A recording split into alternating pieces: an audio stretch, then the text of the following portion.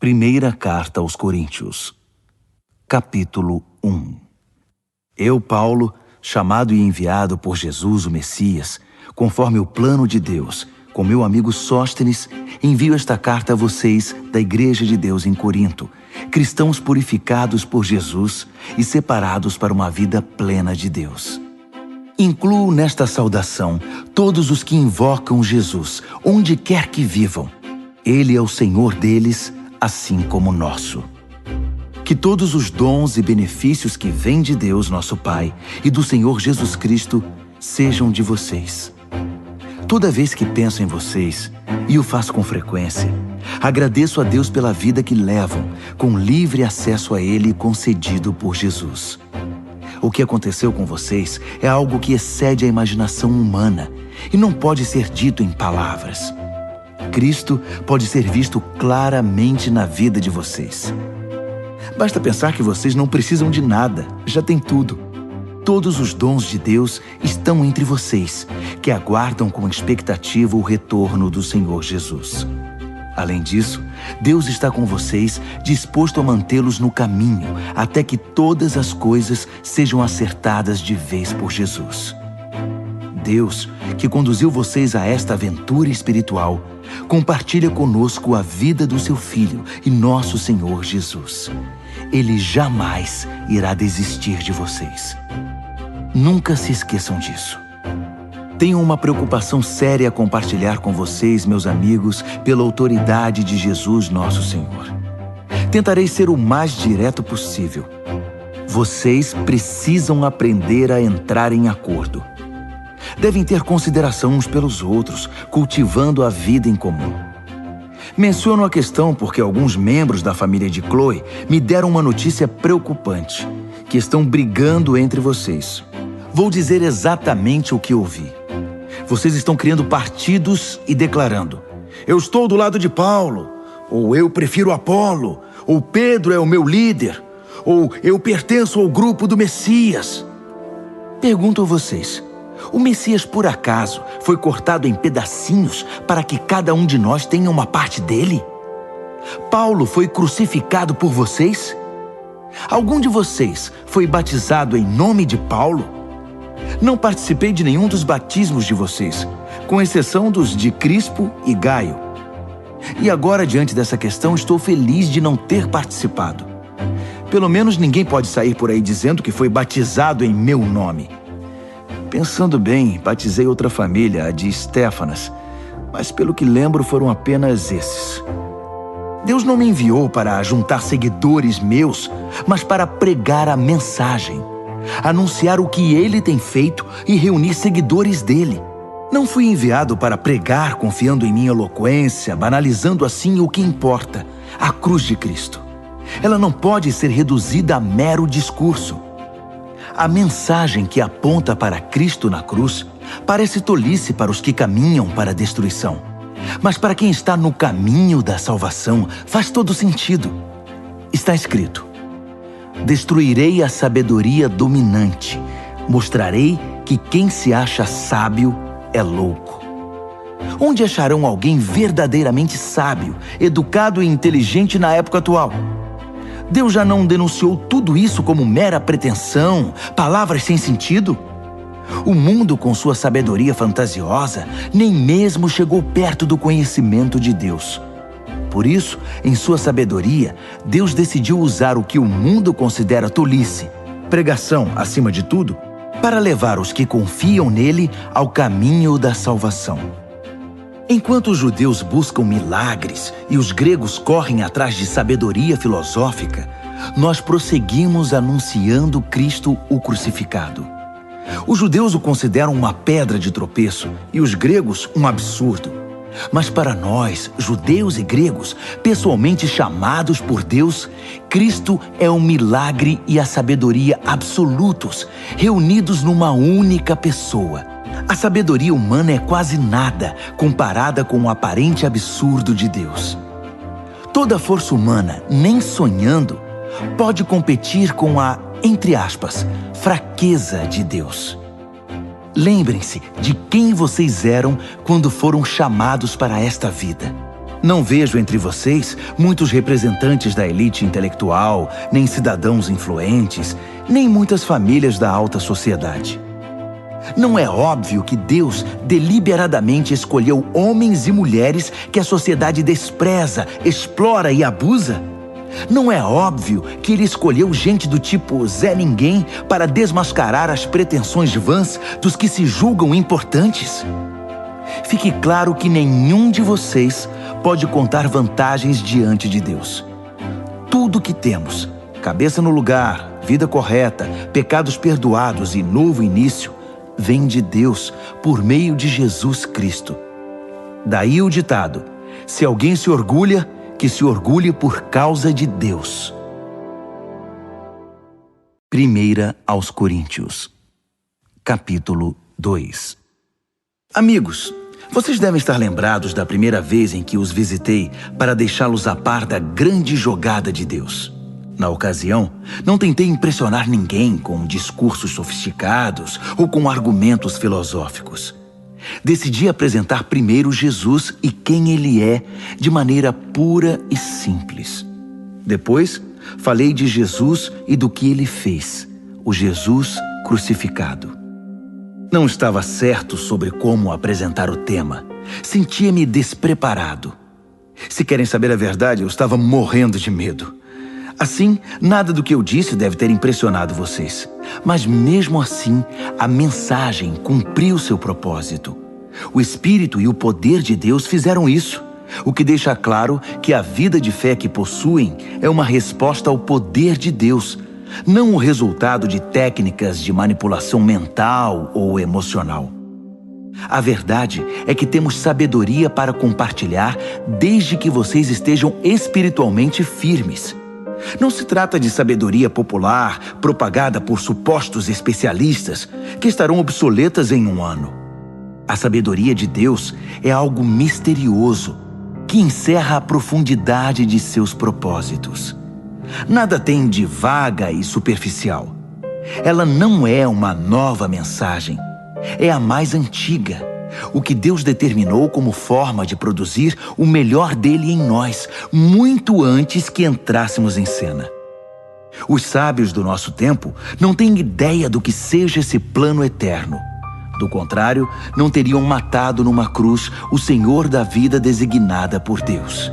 Por isso, temos este texto das Escrituras. Ninguém jamais viu ou ouviu algo parecido.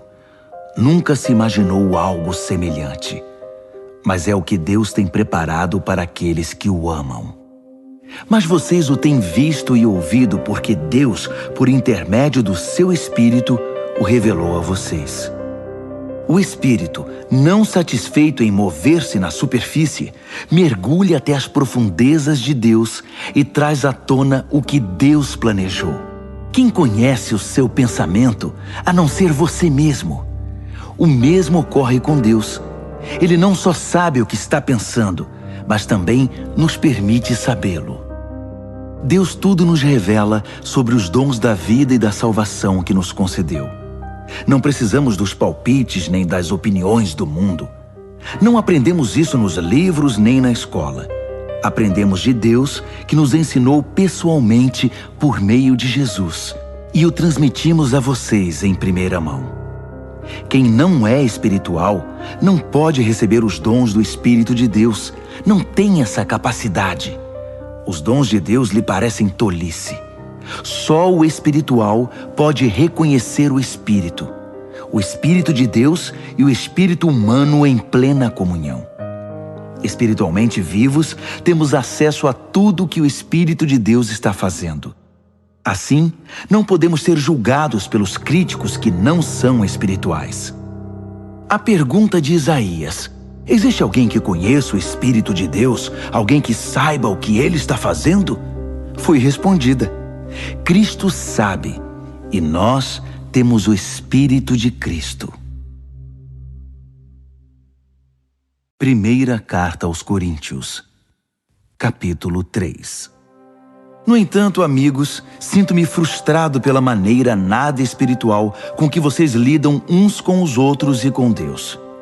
Vocês estão agindo como bebês em relação a Cristo. Parece que só sabem mamar. Pois bem, vou amamentá-los, visto que não sabem se alimentar sozinhos. Quando vocês se apegam a algo apenas por se sentirem bem ou para dar impressão de que são importantes, não são muito diferentes de um bebê de colo, que só fica contente quando tudo lhe agrada. Quando um de vocês diz, estou do lado de Paulo, e o outro diz, eu prefiro Apolo, não está sendo infantil? Quem vocês pensam que Paulo é? Ou Apolo? Somos servos, nós dois, que os serviram enquanto aprendiam a confiar a vida ao Senhor. Cada um de nós cumpriu a tarefa de servo. Eu plantei a semente, Apolo regou as plantas, mas Deus fez vocês crescerem. Não é quem planta, nem quem rega, que está no centro do processo, é Deus. Ele faz as coisas acontecerem. Plantar e regar são trabalhos menores. O que torna essas atividades dignas é o Deus a quem servimos. Vocês são a lavoura de Deus e nós trabalhamos nela. Usando outro exemplo, vocês são a casa de Deus. Usando o dom que Deus me deu de arquiteto, desenhei a planta. Apolo ergueu as paredes. Que cada carpinteiro que venha trabalhar tenha o cuidado de construir sobre o fundamento. Lembrem-se de que há apenas um fundamento já estabelecido: Jesus Cristo. Sejam exigentes ao escolher o material que irão utilizar na obra. Em algum momento haverá uma inspeção. Se tiverem usado material barato, de segunda linha, vocês serão descobertos. A inspeção será rigorosa. Tudo precisa estar de acordo. Se o trabalho de vocês passar na inspeção, ótimo. Se não, a parte de vocês na construção será derrubada. Mas vocês não serão destruídos. Vão sobreviver, mas com dificuldade. Vocês percebem que são o templo de Deus e que o próprio Deus está presente em vocês? Quem destruir o templo de Deus não ficará impune. Estejam certos disso. O templo de Deus é sagrado e vocês são esse templo. Não se enganem. Não achem que são sábios apenas porque acompanham o noticiário. Sejam os desinformados de Deus. Esse é o caminho da verdadeira sabedoria. Gente que o mundo considera esperta, Deus chama de tola. Está registrado nas Escrituras. Ele expõe as segundas intenções dos que andam de nariz empinado.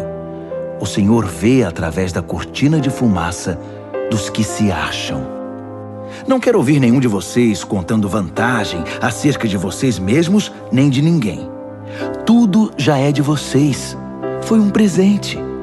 Paulo, Apolo, Pedro, o mundo, a vida, a morte, o presente, o futuro, tudo é de vocês, que são privilegiados por estar unidos a Cristo, que está unido com Deus. Primeira carta aos Coríntios, capítulo 4. Não pensem que nós, líderes, somos o que não somos. Somos servos de Cristo, não senhores dele. Não somos guardiões. Nossa responsabilidade é conduzi-los aos mais sublimes segredos de Deus. Os requisitos exigidos de nós são confiabilidade e conhecimento preciso. Pouco importa o que vocês pensem ou digam a meu respeito. Eu não me avalio. Nesse caso, os rótulos são irrelevantes. Desconheço algo que me desqualifique na minha tarefa para com vocês. Mas isso não quer dizer muita coisa. O Senhor é quem faz este julgamento. Assim, não corram na frente do Senhor, tirando conclusões com base em julgamentos pessoais antes de analisar tudo. Quando Ele vier, trará a público segredos que ninguém imagina, motivações interiores, propósitos e orações. Só então ouviremos o muito bem de Deus. Tudo que faço agora é mostrar que todos esses assuntos dizem respeito a Apolo e a mim, para que vocês aprendam a se controlar e não se precipitem em julgar sem ter conhecimento de todos os fatos. É importante analisar todas as coisas do ponto de vista de Deus. Não me agrada vê-los bajulando uns e difamando outros com base em boatos. Pois quem é que realmente conhece vocês, que sabe o que tem no coração? E se conhecesse, descobriria algo de que possam se vangloriar? Não são dons de Deus tudo o que vocês têm e são? Por que então tantos rótulos e disputas? Vocês já têm tudo de que precisam. Têm mais acesso a Deus do que podem imaginar. Deixando de lado Apolo e a mim, vocês estão no topo do mundo, pelo menos no mundo de Deus. E nós estamos lá com vocês. O que vejo é que nós, que temos a mensagem, fomos colocados por Deus num palco, mas ninguém quer comprar o ingresso. Somos como um acidente na rua para o qual o mundo olha quando passa. Somos os desajustados do Messias. Vocês podem estar seguros, mas nós vivemos em meio a fragilidades e incertezas. Vocês podem ser bem considerados pelos outros, mas nós somos maltratados muitas vezes. Na maior parte do tempo, não temos o suficiente para comer. Usamos roupas remendadas, portas nos são fechadas na cara e aceitamos os piores empregos para ganhar a vida, sempre com muito esforço. Quando nos ofendem, dizemos, Deus o abençoe. Quando espalham fofocas sobre nós, reagimos com uma palavra boa. Somos tratados como lixo, como restos de comida. E a situação não vai melhorar. Não estou escrevendo para brigar, nem para criar algum desconforto. Escrevo como um pai, meus filhos. Amo vocês e quero que sejam adultos, não crianças mimadas. Há muita gente que não vê a hora de apontar o dedo para o que vocês têm feito de errado. Mas não há muitos pais dispostos a investir tempo e esforço para ajudá-los a crescer. Foi quando Jesus me levou a proclamar a vocês a mensagem de Deus que me tornei o pai de vocês. Não estou pedindo que façam o que eu mesmo já não esteja fazendo. Foi por isso que primeiro enviei Timóteo. Ele também é meu filho querido e fiel ao Senhor.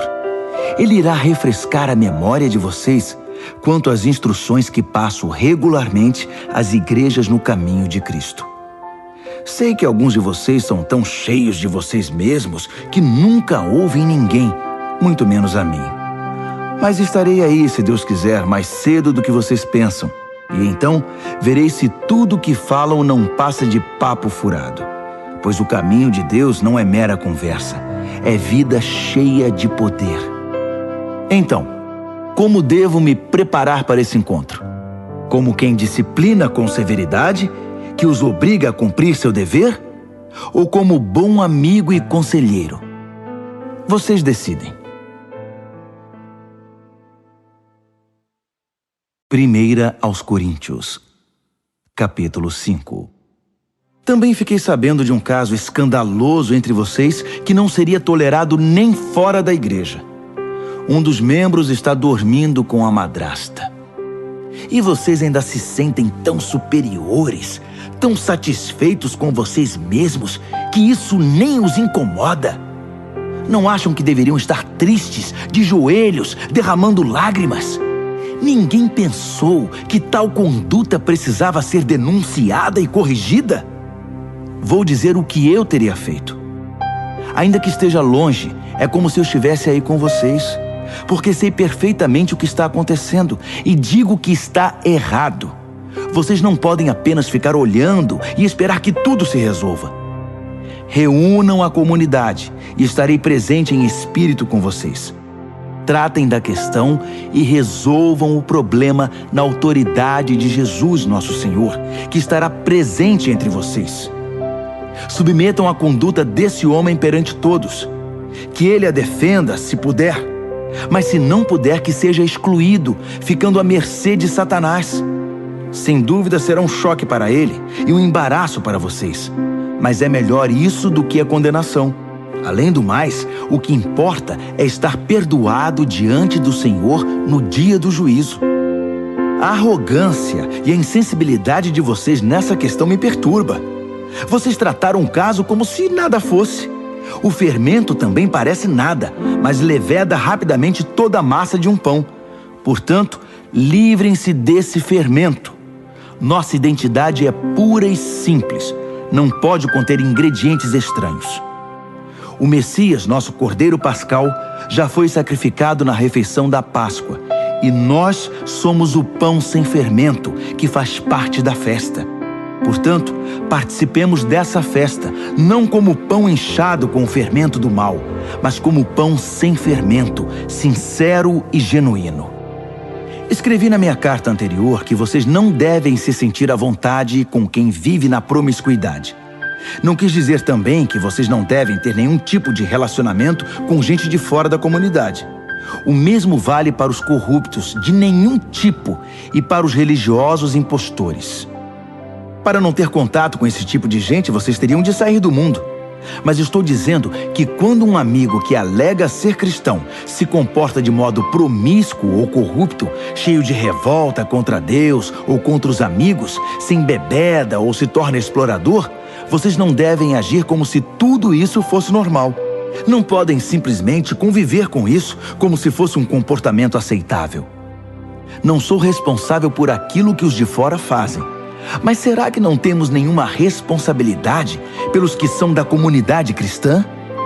Deus tratará dos que são de fora, mas não podemos nos omitir quando nossos irmãos e irmãs saem dos trilhos. Se necessário, temos de limpar a casa. 1 aos Coríntios, capítulo 6. Outra coisa. Como vocês ousam levar um irmão ao tribunal? Se acham que foram prejudicados, faz sentido levar o caso a um tribunal que nada sabe dos caminhos de Deus, em vez de levá-lo à família da fé? Um dia, o mundo inteiro comparecerá perante um júri formado pelos seguidores de Jesus.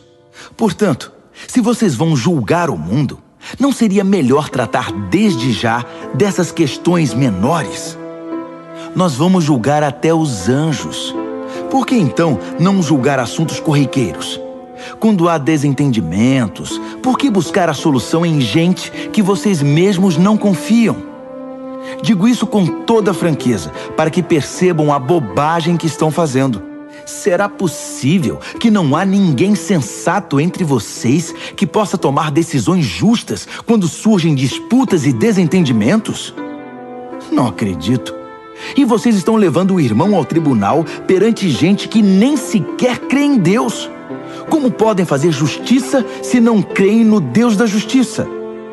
Batalhas judiciais são manchas na comunidade. Não seria melhor arcar com o prejuízo e esquecer tudo? Agindo assim, vocês estão incentivando mais erros e injustiça e causando mais sofrimento à família cristã. Não percebem que esse não é o caminho de se viver? Os injustos que não se preocupam com Deus não farão parte de seu reino. Quem usa e abusa das pessoas, do sexo, da terra e de tudo que nela existe, não se qualifica como cidadão do reino de Deus. Estou falando de libertinagem heterossexual, devassidão homossexual, idolatria, ganância e vícios destruidores. Alguns de vocês, por experiência, sabem do que eu estou falando, pois não faz muito tempo vocês estavam nessa lista. Mas foram purificados e tiveram uma nova chance oferecida por Jesus, nosso Senhor e Messias, e pelo Deus presente em nós, o Espírito. Só porque algo é correto diante da lei, não significa que seja espiritualmente apropriado. Se eu saísse por aí fazendo tudo que tenho direito de fazer, seria um escravo dos meus caprichos. Vocês conhecem o velho ditado? Primeiro você come para viver, depois vive para comer? Pois bem, pode ser verdade que o corpo seja apenas temporário, mas não é desculpa para entupi-lo de comida ou entregar-se ao sexo. Uma vez que o Senhor nos honra com um corpo, honremos também a Ele com o nosso corpo. Deus honrou o corpo do Senhor, levantando-o do túmulo. Ele usará o mesmo poder para ressuscitá-los. Até lá, lembrem-se de que nosso corpo foi criado com a mesma dignidade do corpo do Senhor. Vocês não levariam o corpo do Senhor a um prostíbulo, levariam? Espero que não. Sexo é mais do que pele sobre pele. É tanto um mistério espiritual quanto um ato físico. Como está nas Escrituras, os dois se tornam um. Já que queremos nos tornar espiritualmente um com o Senhor, não devemos buscar o tipo de sexo que foge do compromisso e da intimidade, ficando mais solitários ainda. O tipo de sexo que nunca se torna um. Há um aspecto no qual os pecados sexuais são diferentes de todos os outros. No pecado sexual, violamos a sacralidade do corpo, que foi feito para o amor idealizado por Deus para tornar-se um com a outra parte. Ou vocês não sabem que o corpo é um lugar sagrado onde mora o Espírito Santo? Vocês percebem que não podem viver de qualquer maneira desperdiçando algo pelo qual Deus pagou um preço tão alto? A parte física não é mero apêndice da parte espiritual. Tudo pertence a Deus. Portanto, deixem que as pessoas vejam Deus no corpo de vocês e através dele.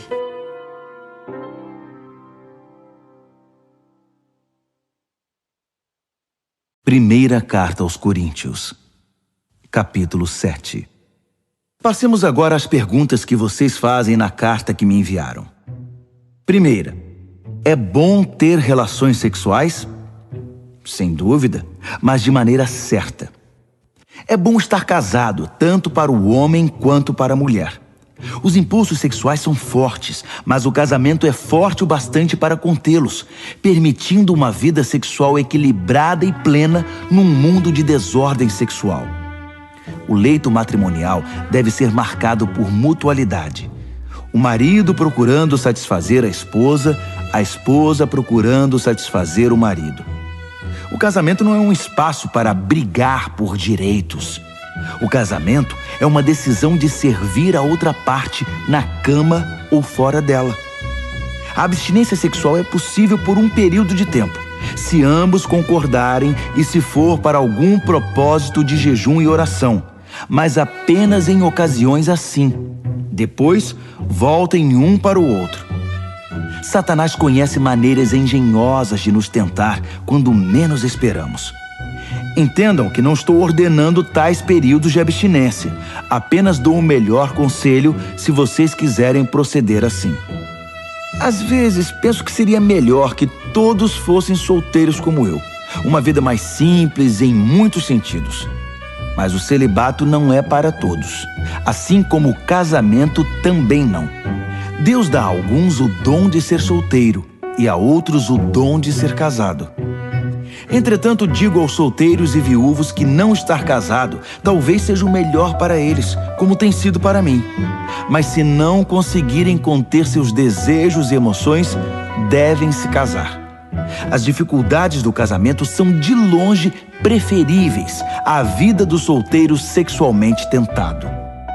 Se você está casado, continue casado.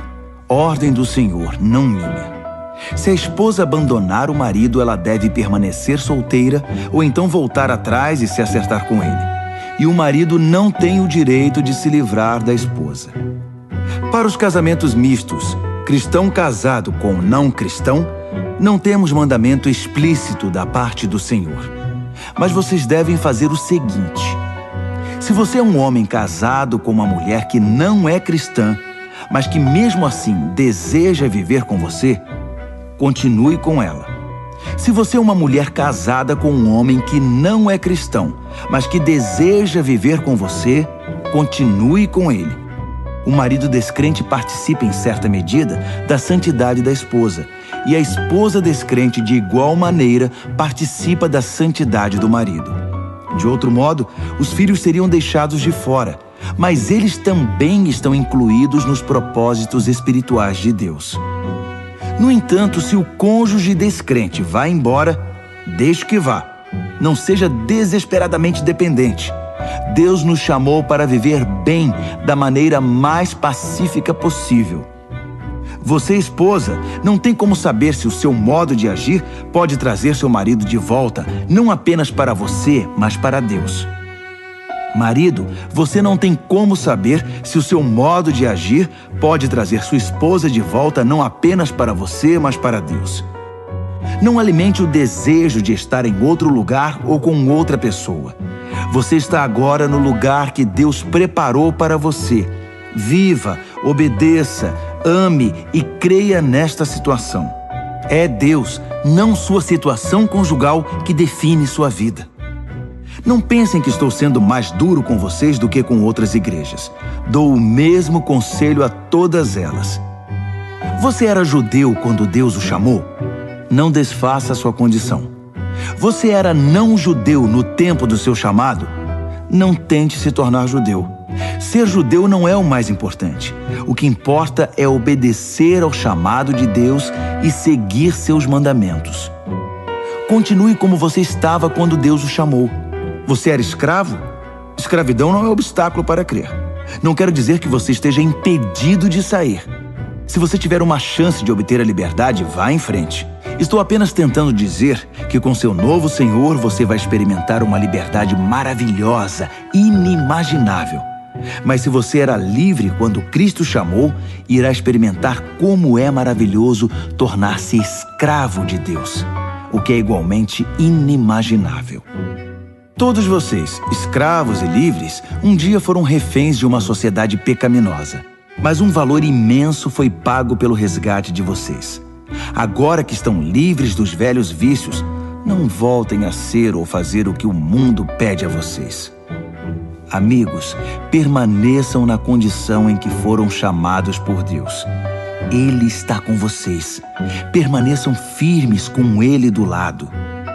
O Senhor não deu orientações explícitas para as virgens, mas como sou muito experiente na misericórdia do Senhor e sempre fiel, confiem no meu conselho. Por causa das pressões atuais que sofremos de todo lado, talvez fosse melhor permanecerem assim. Você está casado? Permaneça casado. Não está casado? Não se case. Mas se vier a se casar, não comete pecado. O que estou dizendo é que quando você se casa, assume um peso a mais, numa época já estressante demais. Eu queria poupá-los disso.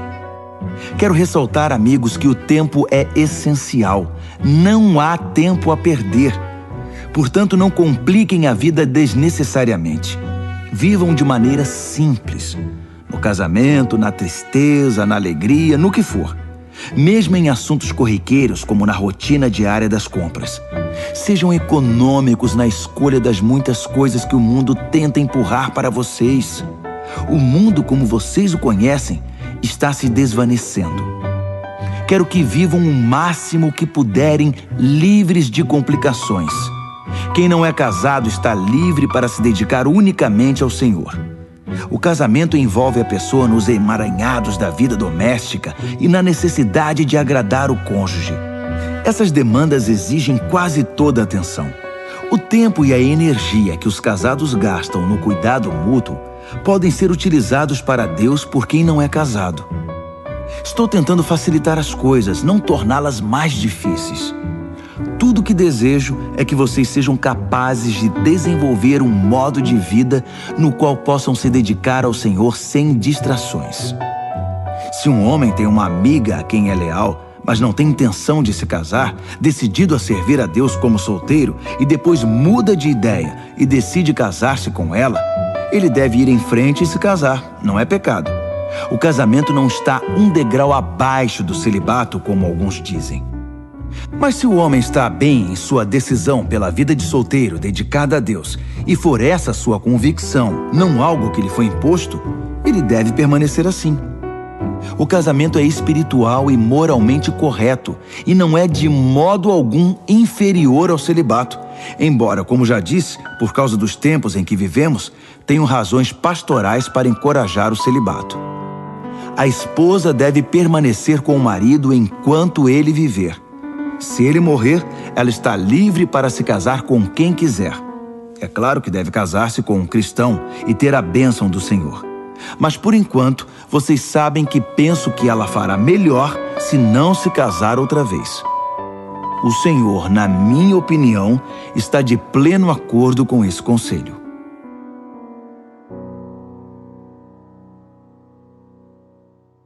Primeira Carta aos Coríntios, capítulo 8.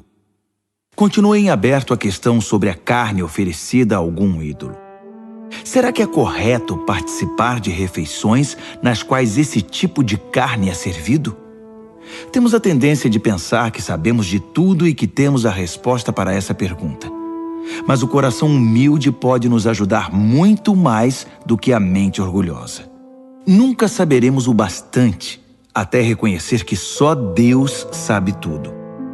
Alguns dizem, acertadamente, que os ídolos não existem de verdade, que não há nada neles, que não há outro Deus a não ser nosso único Deus e que não importa quantos desses chamados deuses sejam invocados e cultuados, eles nada acrescentam à nossa vida, exceto alguma história fantasiosa. Eles dizem, mais uma vez acertadamente, que há apenas um Deus, o Pai, que tudo nos dá e quer que vivamos para Ele. Dizem também que só há um Senhor, Jesus, o Messias, e que tudo é por causa dele, nós inclusive. Sim, é verdade. Então, pensando logicamente, nada aconteceu à carne quando ela foi oferecida ao ídolo. É como qualquer outra carne. Eu sei disso, e vocês sabem também. Mas isso não é tudo. Se fosse, algumas pessoas iriam achar que sabem de tudo e começariam a menosprezar os outros. O conhecimento verdadeiro não é insensível. Precisamos ser sensíveis ao fato de que não estamos todos no mesmo nível de compreensão.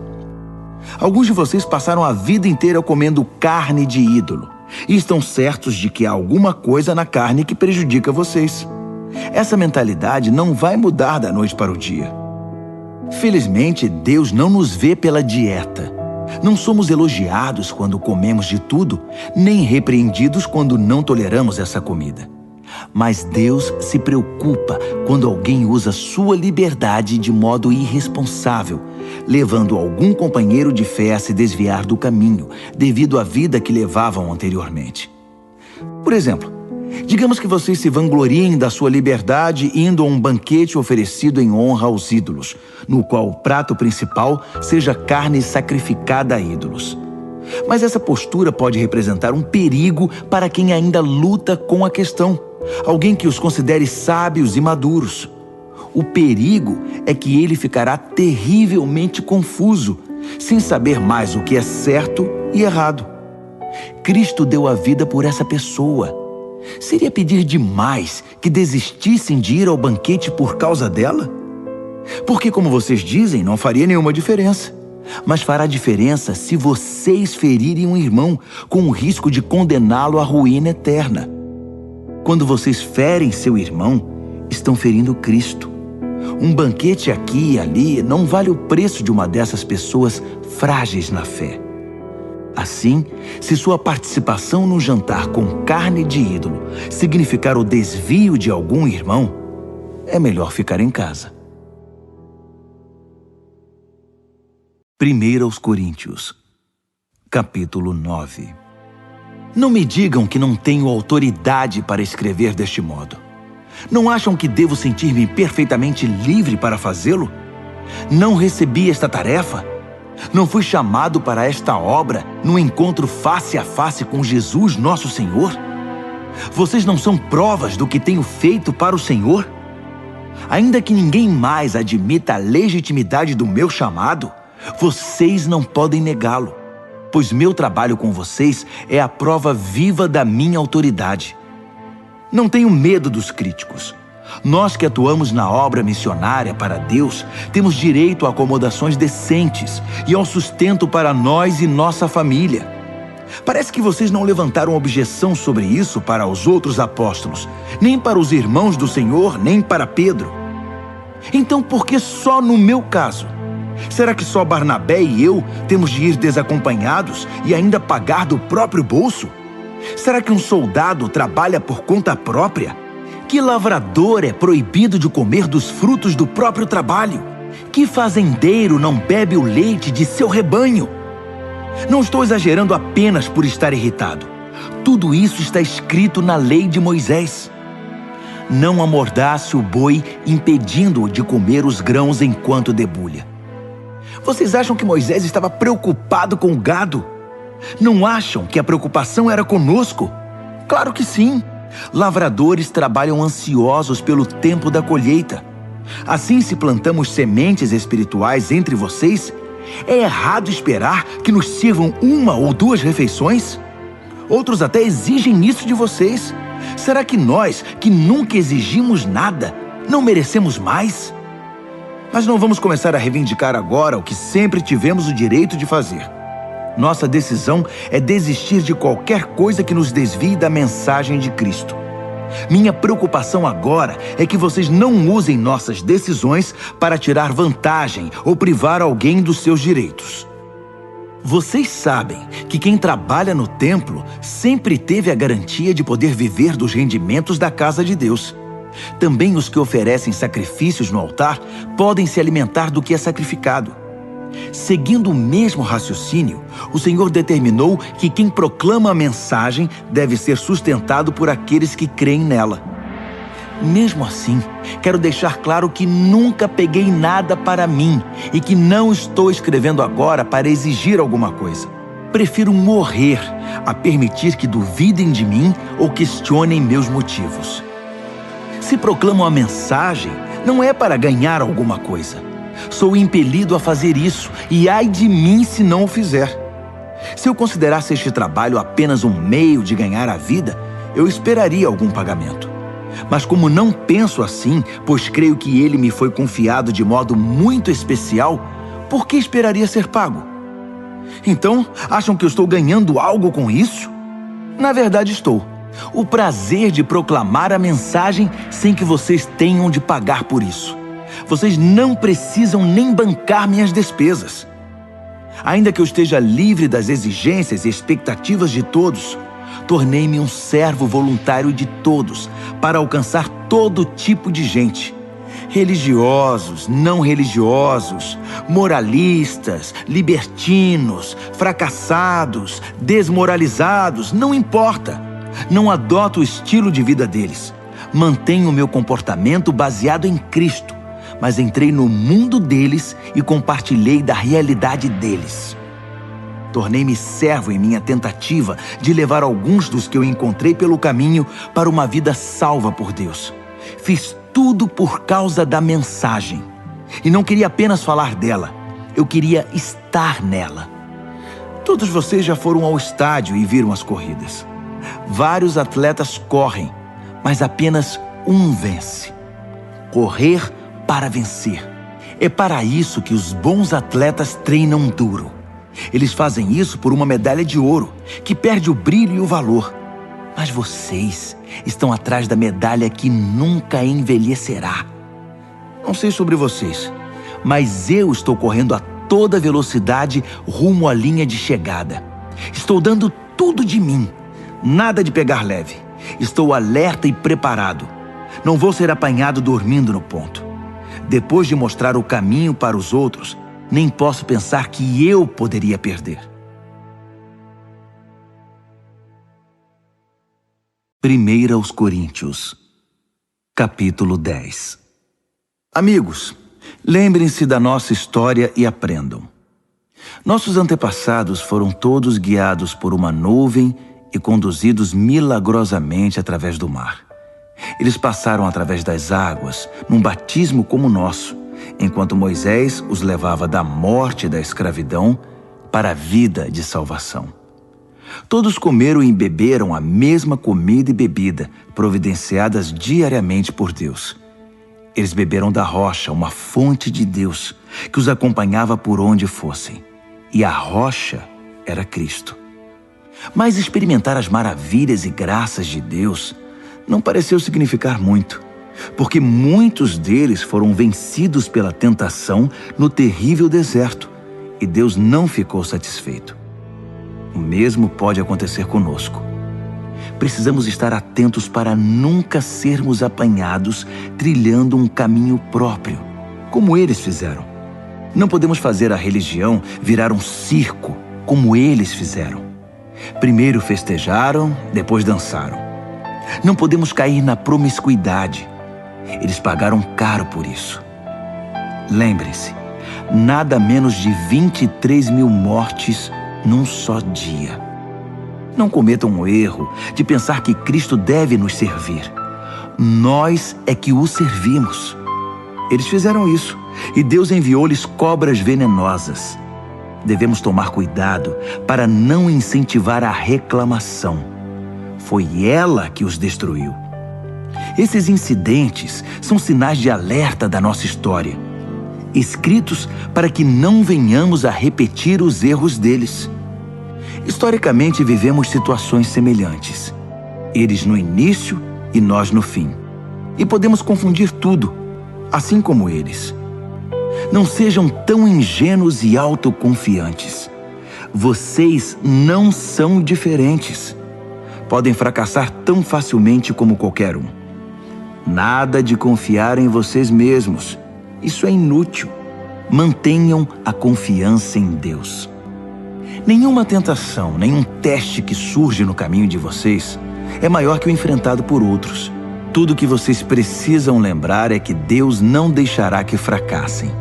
Ele nunca permitirá que sejam pressionados além do limite, mas estará sempre com vocês para ajudá-los a vencer a tentação. Portanto, prezados amigos, quando virem alguém reduzindo Deus a algo que possam usar ou controlar como um ídolo, afastem-se dessa pessoa o mais rápido que puderem. Reconheço que estou me dirigindo a cristãos maduros. Tirem suas conclusões. Quando bebemos o cálice da bênção, não estamos participando do sangue da própria vida de Cristo? E não ocorre o mesmo com o pão que partimos e comemos? Não estamos participando do corpo da própria vida de Cristo? Por haver um pão, é que apesar de muitos, nos tornamos um. Cristo não está dividido em nós. Em vez disso, nós nos tornamos um nele. Não reduzimos Cristo ao que somos. Ele nos eleva ao que Ele é. É o que aconteceu no antigo Israel.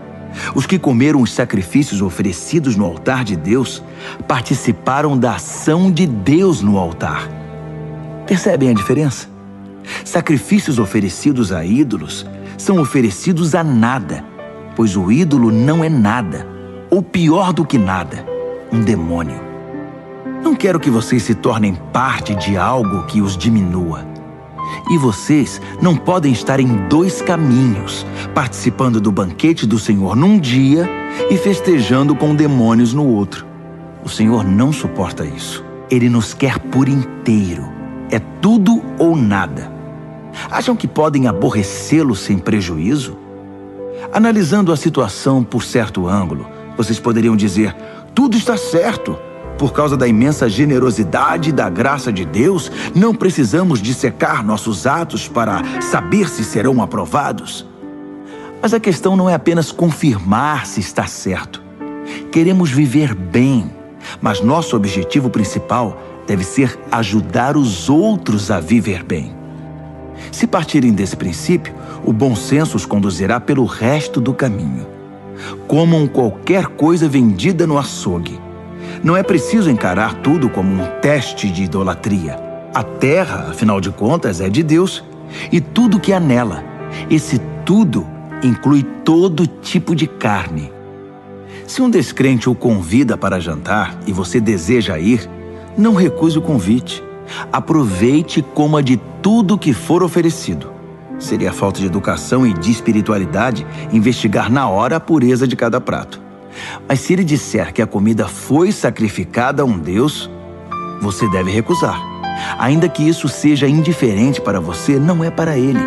E você não vai querer deixá-lo confuso a respeito da sua fé. Mas com exceção de casos como esses, não vou ficar pisando em ovos, preocupado com o que gente de mente fechada pode dizer. Tenho toda a liberdade, pois conheço muito bem o que nosso Senhor nos ensinou.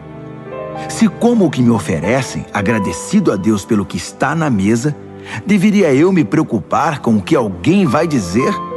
Dei graças a Deus pela comida, Ele a abençoou e ponto final.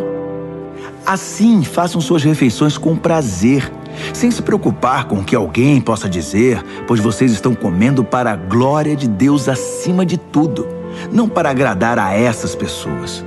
Façam tudo desse modo, de todo o coração e com liberdade, para a glória de Deus.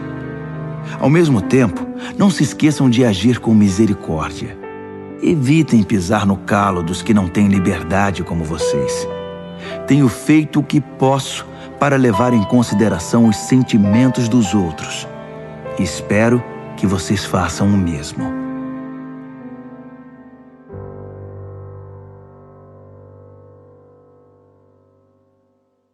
Primeira Carta aos Coríntios, capítulo 11. Fico feliz por saber que vocês continuam a se lembrar de mim e a me honrar, guardando as tradições da fé que ensinei. Toda autoridade verdadeira vem de Cristo. No relacionamento conjugal, existe a autoridade da parte de Cristo para o marido e da parte do marido para a esposa. A autoridade de Cristo é a autoridade de Deus. Qualquer homem que fala com Deus ou sobre Deus sem respeito pela autoridade de Cristo está desonrando o Senhor. E a esposa que fala com Deus sem respeito para com a autoridade do marido está desonrando seu marido. Pior ainda, está desonrando a si mesma. Uma cena lamentável. É como se estivesse com a cabeça rapada. Essa é a origem do costume de a mulher cobrir a cabeça no culto, enquanto o homem tira o chapéu. Com esses atos simbólicos, homens e mulheres que muitas vezes batem de frente um com o outro, submetem sua cabeça ao cabeça, Deus. A propósito, não valorizem demais as diferenças entre homem e mulher. Nem o homem nem a mulher podem caminhar sozinhos ou reivindicar prioridade. O homem foi criado primeiro, como belo reflexo resplandecente de Deus. É verdade. Mas a mulher brilha com mais beleza, tendo por cabeça o seu marido. É verdade que a primeira mulher veio do homem, mas daí em diante todo homem vem de uma mulher. E uma vez que na prática todas as coisas vêm de Deus, vamos deixar de lado essa discussão sobre quem vem primeiro. Vocês não concordam que fica bem uma mulher com seu belo cabelo orar a Deus em adoração? Isso nos lembra a atitude dos anjos. Também não fica bem um homem orar a Deus com a cabeça coberta em reverência, mostrando submissão? Não há um belo simbolismo natural aqui? Todavia, espero que não fiquem debatendo sobre isso. Todas as igrejas de Deus veem a questão dessa maneira. Não quero que vocês sejam exceção. Quanto ao próximo item, não estou satisfeito. Soube que quando vocês se reúnem, o pior em vocês aparece, não o melhor. Para começar, temos as divisões, pois vocês competem e se criticam mutuamente. Estou relutante em crer nisso, mas entendo o que se passa. O que posso dizer é que todas essas diferenças trarão à luz a verdade e a confirmarão. Descobri também que vocês levam suas divisões para o culto. Vocês se reúnem, mas em vez de comer da mesa do Senhor, trazem comida aos montes e comem feito animais. Alguns ficam de fora e vão para casa com fome, enquanto outros precisam ser carregados, pois ficam bêbados demais para andar. Não posso acreditar. Vocês não têm casa para comer e beber? Por que profanar a igreja de Deus? Por que humilhar os pobres? Custa-me acreditar que vocês chegaram a esse ponto. Eu não posso ficar calado. Permitam-me recordar a vocês o que acontece na ceia do Senhor e por que ela é de importância fundamental. Recebi instruções do próprio Senhor e as transmiti a vocês. O Senhor Jesus, na noite em que foi traído, tomou o pão. Depois de dar graças, ele o partiu e disse: "Isto é meu corpo, partido por vocês. Façam isso para se lembrarem de mim." Depois da ceia, ele fez o mesmo com o cálice. "Este cálice é meu sangue, minha nova aliança com vocês. Toda vez que beberem deste cálice, lembrem-se de mim." O que vocês precisam entender é que toda vez que comem esse pão e bebem desse cálice, estão revivendo em palavras e ações a morte do Senhor. E repetirão esse ato até que o Senhor retorne. Vocês não devem permitir que o costume anule a reverência. Quem come o pão ou bebe do cálice do Senhor de modo desrespeitoso é como a multidão que zombou do Senhor e cuspiu nele no momento de sua morte. Vocês querem tomar parte nessa lembrança? Examinem suas motivações. Testem o coração e venham para a ceia com santo temor. Se vocês não pensam no corpo partido do Senhor quando comem e bebem, correm o risco de enfrentar sérias consequências. É por isso que muitos de vocês estão doentes e apáticos, enquanto outros morreram antes do tempo. Se nos corrigirmos agora, não precisaremos ser corrigidos mais tarde. Melhor ser repreendido pelo Senhor agora que enfrentar o castigo depois. Portanto, meus amigos, quando vocês se reúnem na mesa do Senhor, sejam reverentes e educados. Se vocês estiverem com fome a ponto de não poderem esperar para ser servidos, é melhor ir comer em casa. Mas de modo algum transformem a ceia do Senhor em comilança e bebedeira ou em briga de família. Trata-se de uma refeição espiritual, uma festa de amor. Quanto às outras perguntas que vocês me fizeram, responderei pessoalmente na minha próxima visita.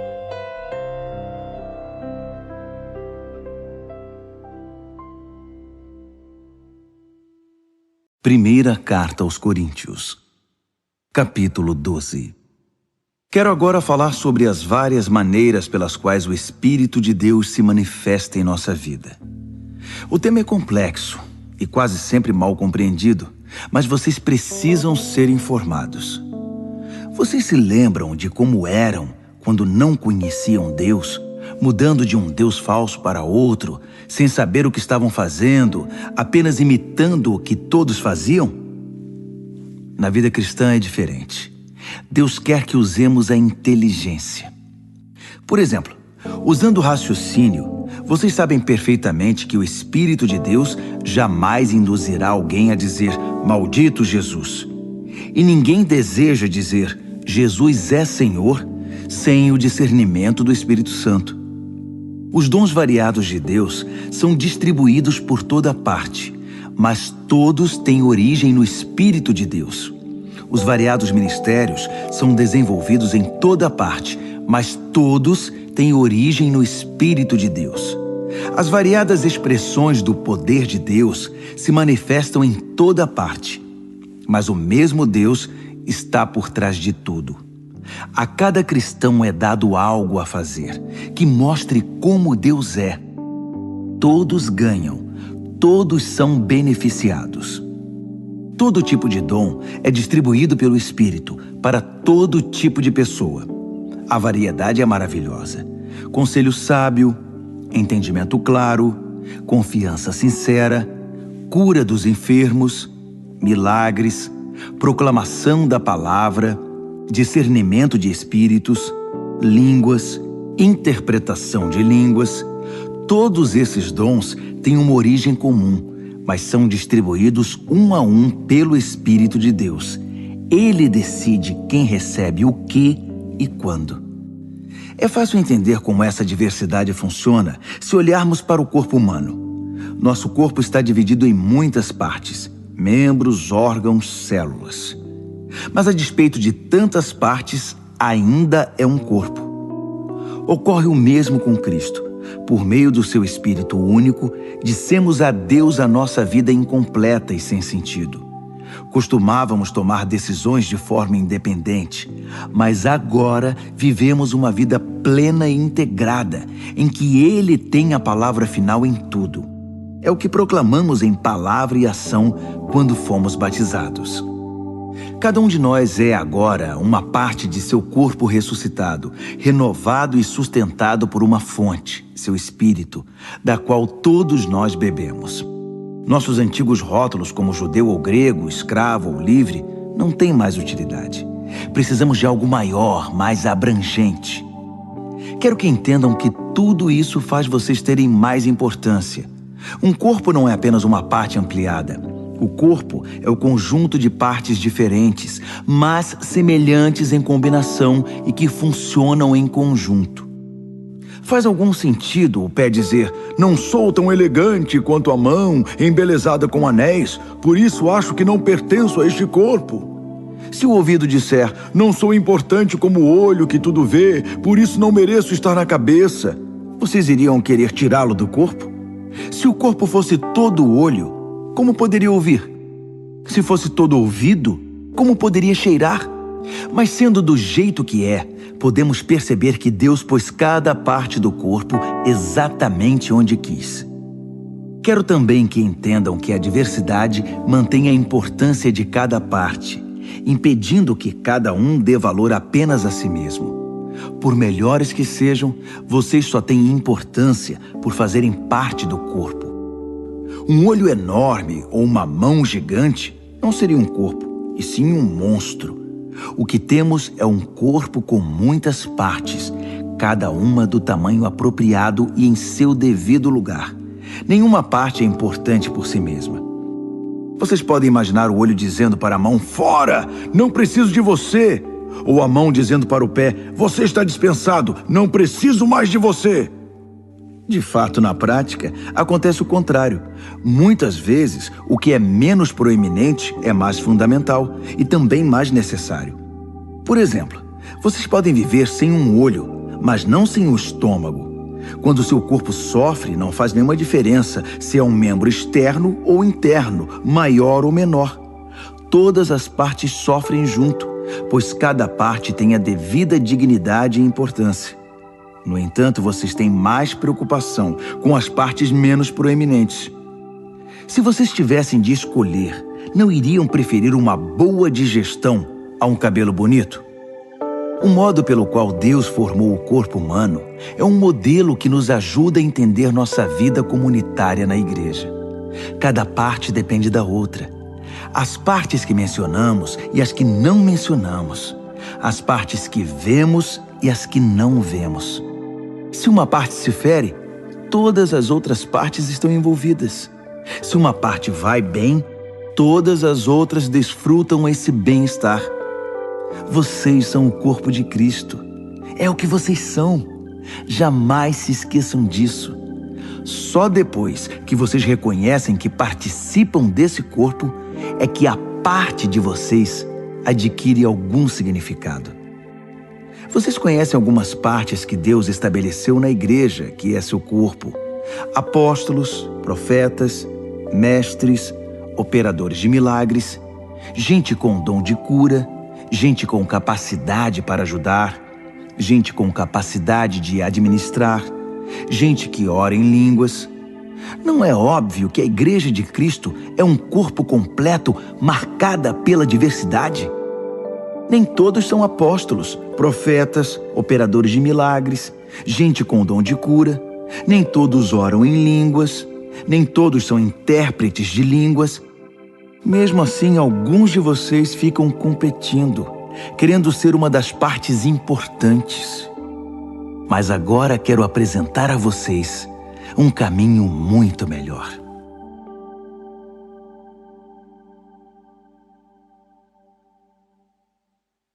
Primeira aos Coríntios, capítulo 13. Se eu falar com eloquência humana e com êxtase própria dos anjos, e não tiver amor, não passarei do rangido de uma porta enferrujada. Se eu pregar a palavra de Deus com poder, revelando todos os mistérios e deixando tudo claro como o dia, ou se eu tiver fé para dizer a uma montanha pule e ela pular, e não tiver amor, não serei nada. Se eu der tudo o que tenho aos pobres e ainda for para a fogueira como mártir, mas não tiver amor, não cheguei a lugar algum.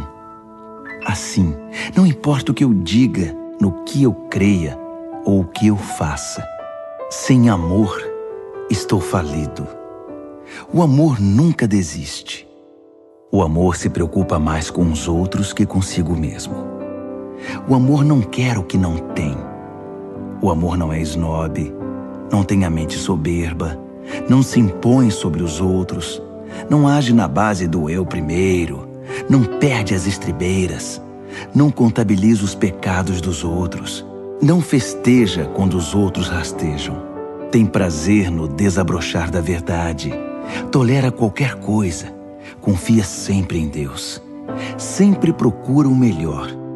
Nunca olha para trás, mas prossegue até o fim. O amor nunca morre.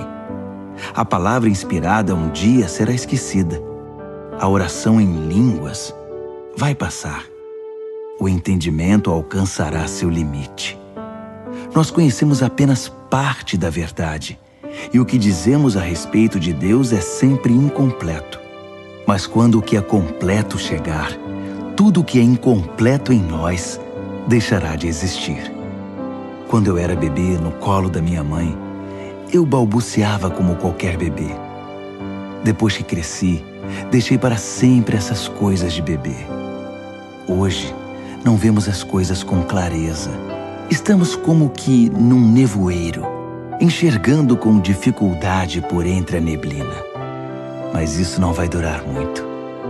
O tempo vai melhorar e o sol vai aparecer. Então veremos tudo tão claramente quanto Deus nos vê, conhecendo-o diretamente, assim como Ele nos conhece. Mas por enquanto, até chegar à perfeição, temos 3 coisas que nos guiam até a consumação de tudo: confiança firme em Deus, esperança inabalável e amor extravagante. E o melhor desses 3 é o amor. 1 Coríntios, capítulo 14. Procurem viver uma vida de amor como se a vida dependesse disso, porque de fato depende. Entreguem-se aos dons que Deus dá. Acima de tudo, proclamem sua verdade. Se vocês o louvam quando falam línguas, Deus os entende e ninguém mais, pois vocês estão compartilhando aspectos pessoais, e isso é entre vocês e Ele. Mas quando proclamam sua verdade na linguagem comum, vocês permitem que outros conheçam a verdade e com isso possam crescer, fortalecer-se e experimentar a presença de Deus com vocês. Aquele que ora usando uma língua de oração em particular obtém muito proveito disso.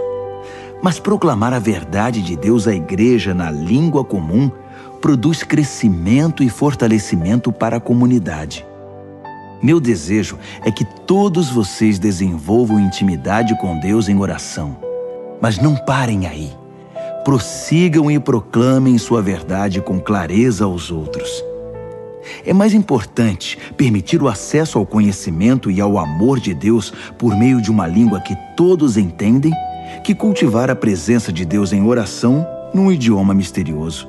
A não ser, é claro, que alguém possa interpretar o que vocês estão dizendo para o benefício de todos. Amigos, pensem bem. Se diante de vocês eu orar de um modo que só Deus entende, que proveito vocês terão? Se eu não falar claramente com alguma instrução, verdade, proclamação ou ensino, não terei nenhuma utilidade para vocês. Se os instrumentos musicais, flautas ou harpas, não são tocados de modo que cada nota seja distinta e esteja no tom, como se poderá identificar a melodia e apreciar a música? Se o toque da trombeta não é nítido, como será possível apresentar-se para a batalha? Então, se vocês falam de um modo que ninguém entende, por que abrem a boca? Há muitas línguas no mundo e todas têm significado para alguém. Mas se eu não entendo a língua, de nada me servirá. Não é diferente com vocês. Já que estão tão ansiosos por tomar parte no que Deus está fazendo, por que não se concentram em fazer o que é proveitoso para toda a igreja? Portanto, quando orarem em língua de oração, não guardem para vocês mesmos a experiência. Orem para poder compartilhá-la com outros. Se oro em línguas, meu espírito ora, mas minha mente fica inativa e não há proveito nenhum. Assim, qual a solução? A resposta é simples. Façam as 2 coisas. Devo ser espiritualmente livre quando oro, mas ao orar, devo também refletir e ser cuidadoso. Devo cantar com o espírito e também com a mente. Se você abençoa usando uma língua de oração que ninguém mais entende, como poderia um recém-chegado que não tem ideia do que está acontecendo saber a hora de dizer amém? Sua bênção pode ter alguma beleza, mas você deixou de fora quem não entende. Sou grato a Deus pelo dom que nos concedeu de orar e louvar em línguas. Esse dom nos permite desfrutar uma intimidade maravilhosa com Ele. Eu participo disso tanto quanto vocês, ou até mais. Só que quando estou com a igreja reunida para o culto, prefiro dizer 5 palavras que todos entendem a dizer 10.000 que não façam nenhum sentido para os ouvintes. Para ser franco, eu estou impaciente com a infantilidade de vocês. Quanto tempo vai demorar para que cresçam e usem a cabeça como adultos? Tudo bem quando há uma falta de familiaridade infantil com o mal. Nesse caso, tudo de que precisamos é um simples não. No entanto, para dizer sim a alguma coisa, se exige algo mais. Só uma inteligência madura e bem exercitada poderá salvá-los de cair na ingenuidade. Dizem as Escrituras: em idiomas estranhos e pela boca de estrangeiros vou pregar a este povo, mas eles não vão ouvir nem acreditar. Assim, aonde esse falar em línguas que ninguém entende levará vocês? Isso não ajuda os cristãos e deixa os descrentes ainda mais confusos. Mas também é certo que essas línguas falam diretamente ao coração dos cristãos, sem alcançar os descrentes. Se a igreja estiver reunida e alguns descrentes estiverem ali quando vocês começarem a orar em línguas, dizendo coisas sem sentido para eles, pensarão que vocês perderam o juízo e sairão dali o mais rápido que puderem.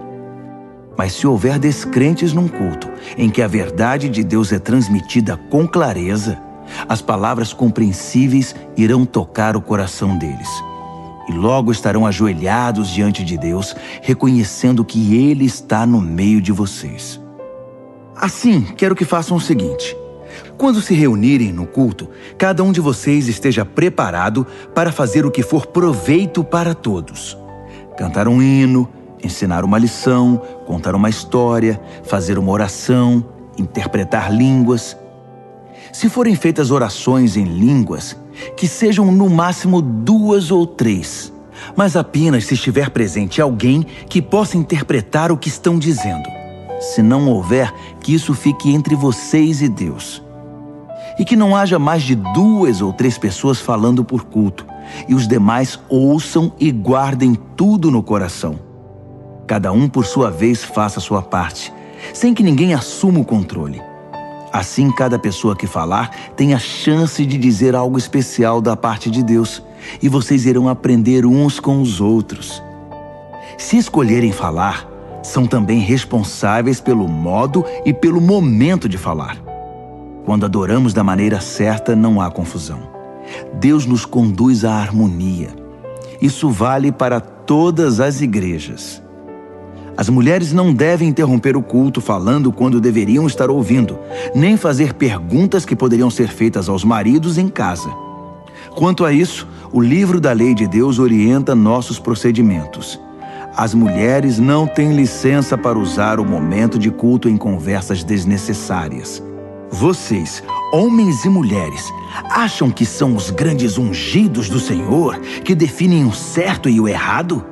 Pensam que tudo gira em torno de vocês?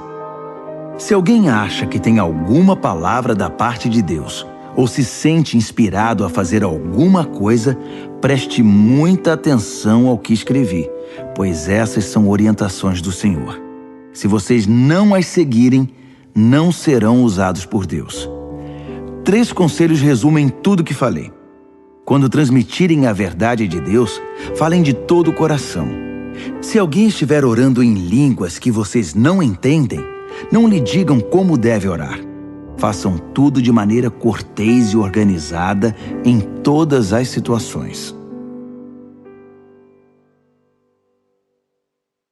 1 Coríntios, capítulo 15. Amigos, permitam-me repassar a mensagem com vocês mais uma vez.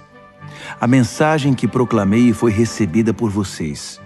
Nela vocês permanecem firmes e por ela foram salvos. Entendo que a fé que possuem é verdadeira, não um interesse passageiro, e que nela estão firmes de verdade. A primeira coisa que fiz foi apresentar a vocês de coração a mensagem que recebi. O Messias morreu pelos nossos pecados, exatamente como dizem as Escrituras. Foi sepultado e se levantou da morte no terceiro dia. Mais uma vez, exatamente como dizem as Escrituras. Falei a vocês que ele apareceu vivo a Pedro, depois aos seus seguidores mais próximos e mais tarde a mais de 500 seguidores ao mesmo tempo. Muitos deles estão por aí, ainda que alguns já tenham morrido. Depois, ele passou um tempo com Tiago e com o restante dos que chamou para falar em seu nome. E, finalmente, apareceu vivo a mim. Faz todo sentido que eu viesse por último, pois nem mereço ser incluído no grupo original, como vocês bem sabem, já que passei anos perseguindo a Igreja de Deus. Mas a mim foi concedida a graça bondosa de Deus. E a ela devo tudo que sou. Não posso permitir que sua graça seja desperdiçada. Não trabalhei mais que qualquer um dos outros, embora os resultados não tenham dependido de mim, mas sim de Deus que me deu sua graça. Então não faz diferença se vocês ouviram a mensagem de mim ou de outro. Nós falamos a verdade de Deus e vocês a receberam e creram. Agora quero fazer uma pergunta difícil, mas importante. Se vocês se tornaram cristãos crendo que Cristo está vivo, ressuscitado dos mortos, como podem alguns de vocês afirmar que não há ressurreição? Se não há ressurreição, Cristo não está vivo. Se Cristo não ressuscitou, tudo o que ensinamos a vocês está errado, e vocês investiram a vida em uma ilusão. Além disso, se não há ressurreição, somos culpados de mentir a vocês sobre Deus, e tudo o que apresentamos como testemunho de que Deus ressuscitou Cristo não passa de engano. Se os mortos não podem ressuscitar, então Cristo não ressuscitou, porque ele morreu de fato. E se Cristo não ressuscitou, vocês continuam na escuridão, mais perdidos do que nunca. Para quem morreu, é ainda pior, porque morreram esperando a ressurreição em Cristo. Se tudo que temos de Cristo serve apenas para alguns poucos anos de vida, coitados de nós. Mas a verdade é que Cristo ressuscitou, sendo o primeiro de muitos que voltarão à vida. Há aqui um paralelo importante a ser ressaltado. No princípio, a morte nos alcançou por causa de um homem. Mas agora, a ressurreição dos mortos também nos alcança por causa de outro homem. Todos morrem em Adão, e todos tornam a viver em Cristo. Mas temos de esperar nossa vez. Cristo é o primeiro. Depois, os que estarão com ele em sua vinda, a grande consumação. Nessa ocasião, depois de ter conquistado plena vitória, ele entregará o reino ao Pai. Ele não desistirá até vencer o último inimigo. E o último inimigo é a morte. Como disse o salmista, ele os venceu a todos e os pisoteou.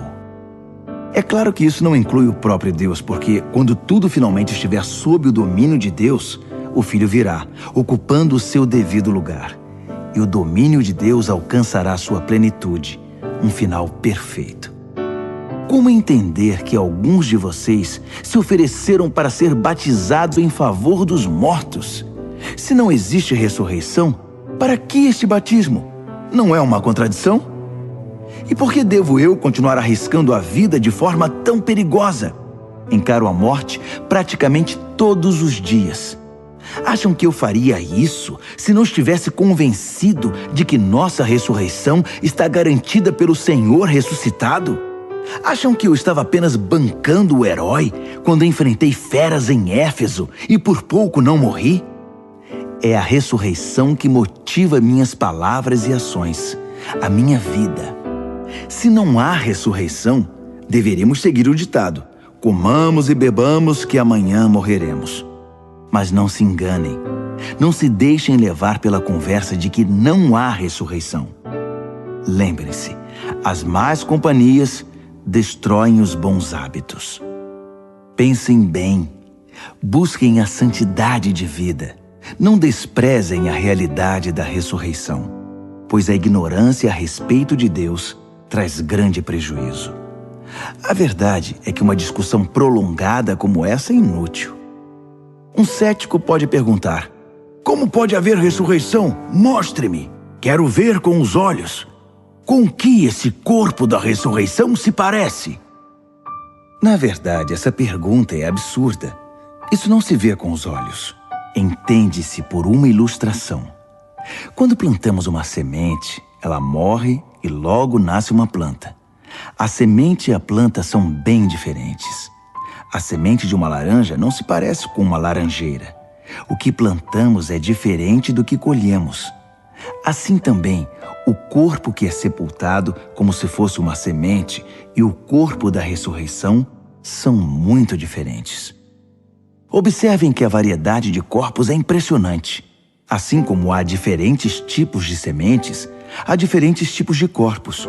Corpo humano, corpo dos mamíferos, das aves e dos peixes. Vendo toda essa diversidade, temos uma ideia da glória da ressurreição, pois além dos corpos da terra, há também outros corpos no espaço, o sol, a lua e as estrelas, vistos em sua diversidade, beleza e esplendor. O que contemplamos agora são apenas as sementes antes da ressurreição. Imaginem como serão belas e gloriosas as plantas da ressurreição. A ilustração da semente, que depois de plantada morre e ressurge como planta viva, é, na melhor das hipóteses, uma simples comparação, mas talvez lance alguma luz sobre o mistério do corpo da ressurreição. É preciso, porém, ter em mente que seremos ressuscitados para valer, que estaremos vivos para sempre. O corpo que morre não manifesta beleza, mas quando ressuscitar, será glorioso. Sepultado em fraqueza, ressurgirá poderoso. A semente plantada é natural. Essa semente faz nascer o que é sobrenatural. É a mesma semente, o mesmo corpo. Mas que diferença entre o que morre fisicamente e o que ressurge em imortalidade espiritual. Para prosseguir, devemos voltar a atenção para as Escrituras. O primeiro Adão recebeu a vida. Cristo, o último Adão, é espírito doador de vida. A vida física vem primeiro, depois a espiritual. O início se dá na terra, o desfecho se dá no céu. O primeiro homem veio da terra, e daí em diante os seres humanos são chamados terrenos. O segundo homem veio do céu, e por isso seremos celestiais. Assim como somos o reflexo do que está em nossa origem terrena, seremos o reflexo do nosso desfecho celestial. Amigos, eu preciso enfatizar que a vida natural terrena não nos leva ao reino de Deus. Sua própria natureza é morrer. Portanto, ela não poderia terminar naturalmente na vida do reino que dura para sempre. Mas quero compartilhar algo maravilhoso. Um mistério que talvez eu nunca entenda totalmente. Nem todos os cristãos vão morrer, mas todos serão transformados. O toque da última trombeta soará num piscar de olhos e o fim chegará. Ao sinal da trombeta celeste, os mortos se levantarão para nunca mais morrer, pois a morte perderá seu poder. Do mesmo modo, todos nós seremos transformados. Na ressurreição será assim. O que é perecível será substituído pelo que é imperecível. O mortal substituído pelo imortal. Então fará sentido o ditado: finalmente foi a morte derrotada pela vida. Ó morte, não está agora vencida? Ó morte, quem temerá a que era temida? Foi o pecado que tornou a morte tão terrível. E foi o código legal da culpa que conferiu ao pecado sua influência destruidora. Mas agora, graças a Deus, que por um só ato vitorioso da vida, derrotados estão o pecado, a culpa e a morte. E tudo graças ao nosso Senhor Jesus Cristo. Diante de tudo isso, prezados amigos, Permaneçam firmes. Força! Nada de desânimo. Dediquem-se inteiramente ao trabalho do Senhor, pois nada do que fazem para Ele jamais será perda de tempo.